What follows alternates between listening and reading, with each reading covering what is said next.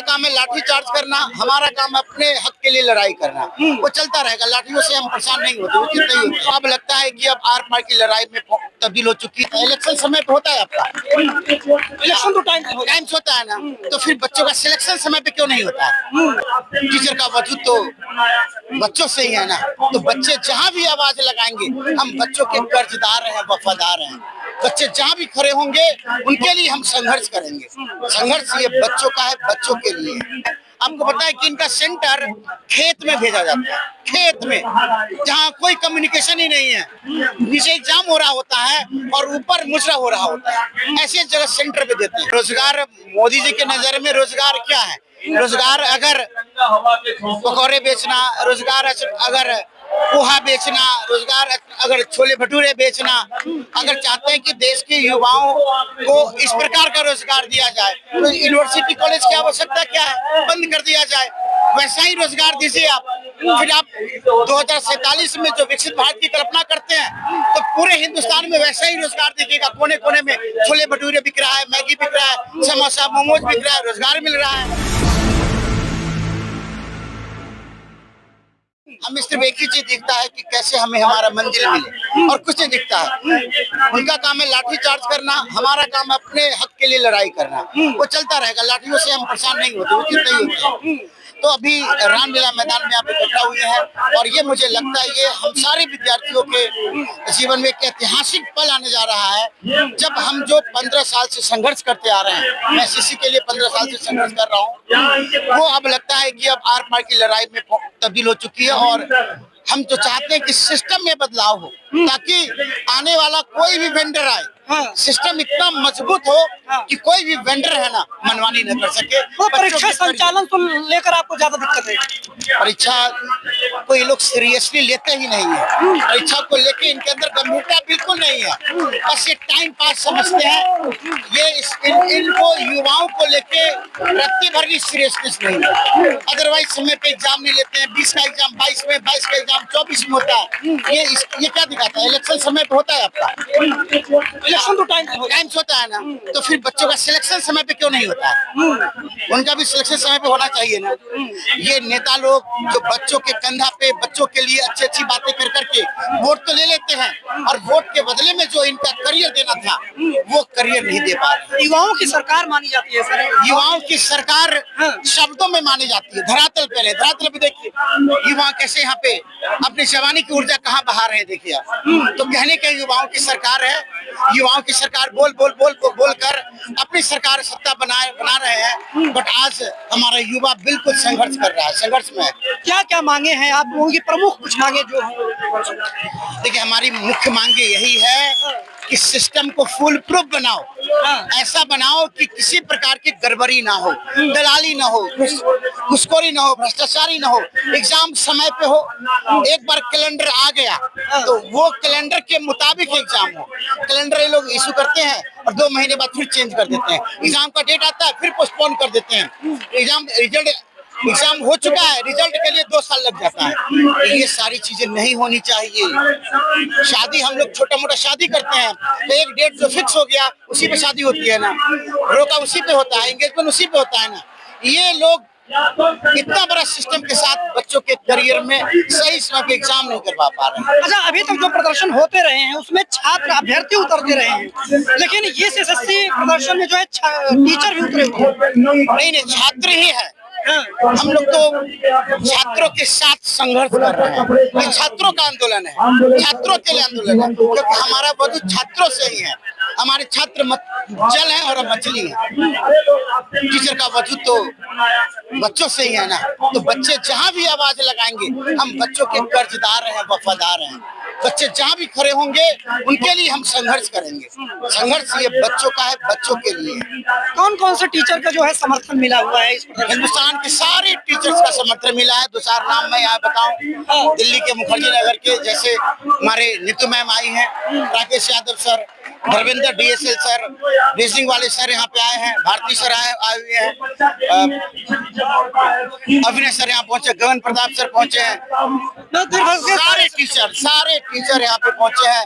अंकित Bhati sir यहाँ पे आए हैं, नवीन सर आए हैं, मतलब सारे टीचर, एक जिन टीचर का नाम नहीं बोल पा रहा हूँ, माफी चाहूंगा उनसे।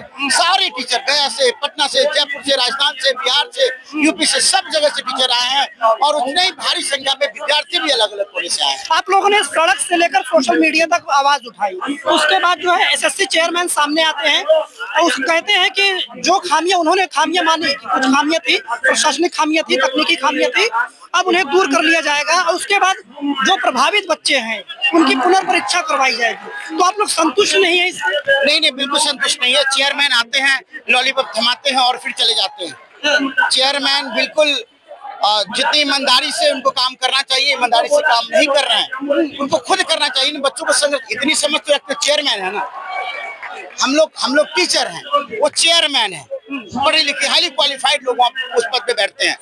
हम लोग को दिख रहा है, इन बच्चों को दिख रहा है कि कितना जाति हो रहा है। आपको पता है कि इनका सेंटर खेत में भेजा जाता है, खेत में, जहाँ कोई कम्युनिकेशन ही नहीं है, नीचे एग्जाम हो रहा होता है और ऊपर मुजरा हो रहा होता है, ऐसे जगह सेंटर पे देते हैं। इससे हम क्या समझे कि हमारे चेयरमैन साहब कितने विकसित माइंड को लेकर वहाँ बैठे हैं।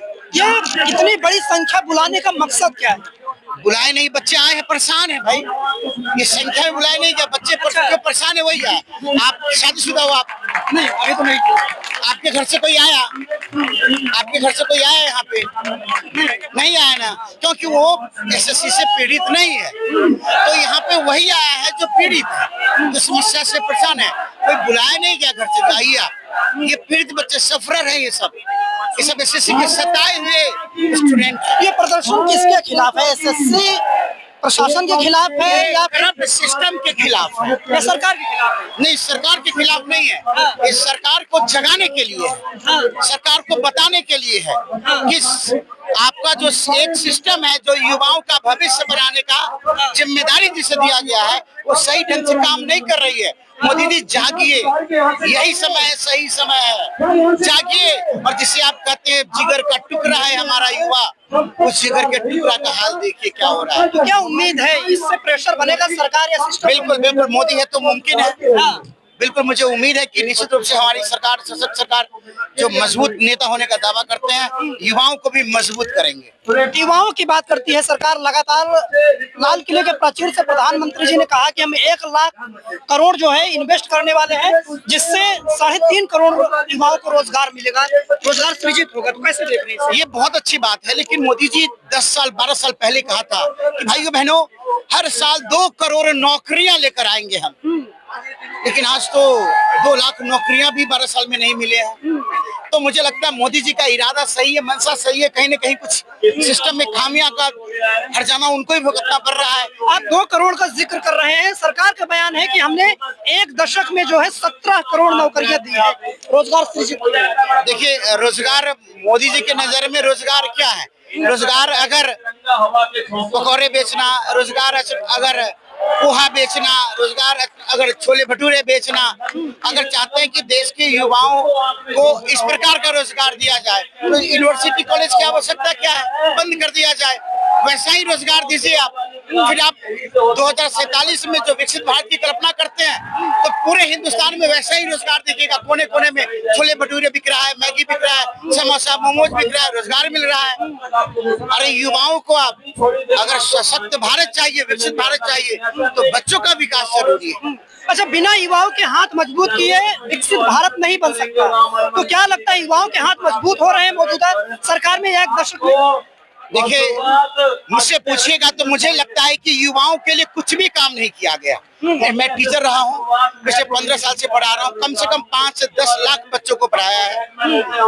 लेकिन मैंने युवाओं को देखा है कि सरकार, मोदी जी से जितनी उम्मीदें थी, आज भी उम्मीदें हैं, लेकिन जितनी उम्मीदें थी कि कम से कम युवाओं के जीवन में क्रांति लाएंगे, क्रांति के नाम पे सिर्फ रोना धोना ही उनके हाथ लगा है। ये संघर्ष हाथ लगा है जो होना। युवा खुश नहीं है इस सरकार में? युवा खुश नहीं है। त्राहिमाम की स्थिति बनी हुई है।